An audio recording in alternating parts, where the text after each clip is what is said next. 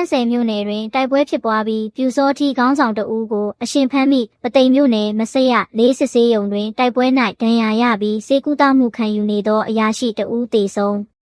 စကိုင်းတိုင်းတန့်ဆယ်မြို့နယ်တွင်တိုက်ပွဲဖြစ်ပွားပြီးပြူသောထီခေါင်းဆောင်တဦးကိုအရှင်ဖမ်းမိခဲ့ကြောင်းတန့်ဆယ်ပြည်သူ့ကာကွယ်ရေးတပ်ဖွဲ့ကထုတ်ပြန်ထားသည်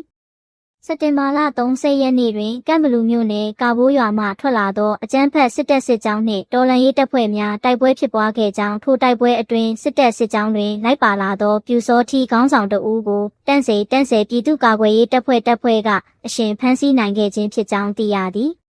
တိုက်ပွဲဖြစ်ပွားပြီးနောက်အဆိုပါအကြမ်းဖက်စစ်တပ်စစ်ကြောင်းသည်အောက်တိုဘာလ1ရက်နေ့တွင်တန့်ဆယ်မြို့နယ်အတွင်းရှိတနေရွာကိုဝင်ရောက်စီးနင်းခဲ့ပြီးပြည်သူပိုင်နေအိမ်20ကျော်ကိုမိရှို့ဖျက်ဆီးခဲ့ကြောင်းထို့ပြင်ကျေးရွာအတွင်းရှိပြည်သူပိုင်နေအိမ်များကိုလည်းဝင်ရောက်မှွေနှောက်ခဲ့ပြီးဆန်များကိုတန့်ဆယ်မြို့အတွင်းသို့ရိတ်ခါအဖြစ်ယူဆောင်သွားကြောင်းသိရသည်အကြမ်းဖက်စစ်တပ်သည်ခပောင်းကြိုင်ရွာစာတင်ကျောင်းကိုလည်းဂျက်ဖိုက်တာတစ်စီးဖြင့်ဘုံကျဲဖျက်ဆီးခဲ့ပြီးပြည်သူများထိခိုက်မှုမရှိတော့လဲအဆောက်အဦများထိမှန်ပျက်စီးခဲ့ကြောင်းထိုစစ်ကြောင်းသည်အောက်တိုဘာလ3ရက်နေ့တွင်ကံဘလူနယ်မြို့နယ်အတွင်းကိုပြန်လည်ဆုတ်ခွာသွားကြောင်းသိရှိရသည်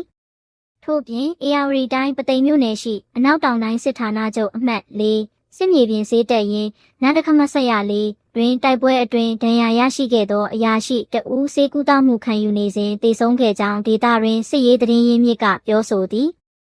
အောက်တိုဘာလ2ရက်နေ့တွင်နန္ဒခမဆက်ရ4စေကူတာမှုခံယူနေစဉ်သေဆုံးခဲ့သောအရာရှိတဦး၏အလောင်းကိုရွှေမြင့်တင်မိတကြိုဆက်သို့ဘဝစည်းစာကားဖြင့်ပို့ဆောင်ကာလက်နက်ကင်ဆောင်ထားသောစစ်သားများလိုက်ပါလာသည့်ကားတစ်စီးနှင့်စစ်သားမိန်းမများလိုက်ပါလာသောကားတစ်စီးဖြင့်လာရောက်တကြိုသွားကြောင်းသိရသည်